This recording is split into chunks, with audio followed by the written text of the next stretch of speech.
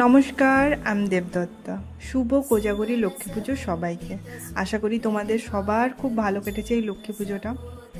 ভেবেছিলাম পরের দিনই, লক্ষ্মী পুজোর পরের দিনই ভিডিওটা ছাড়বো, কিন্তু এডিট করে হয়নি বলে আমি ছাড়তে পারিনি। তো আমি এবারে প্রথমবার নিজে হাতে নাড়ু বানিয়েছিলাম। নাড়ুগুলো একটু শক্ত হয়েছিল, কিন্তু খুব ভালো হয়েছিল, মিষ্টি হয়েছিল খেতে। তো মাকে না বরাবরই দেখে আসছি, এই কোজাগরী পূর্ণিমার সময় মা উপোস করতেন আর পুজো করতেন। আমার পুজো করতে না খুব ভালো লাগে। পারলে আমি সব ঠাকুরেরই উপোস করবো, আমার এতটাই পছন্দ হয়। তো মায়েরও একটু সুগার আছেন বলে আমি মাকে বললাম, তোমাকে আর উপোস থাকতে হবে না, আমি থেকে যাচ্ছি, আমি পুজো করছি।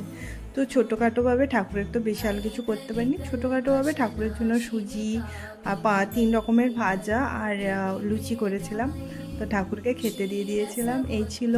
কেমন লাগলো অবশ্যই তোমরা জানিও, আর তোমাদের কেমন কাটলো লক্ষ্মী পুজো অবশ্যই বললো। টাটা। আর আলপনাটাকে ইগনোর করো।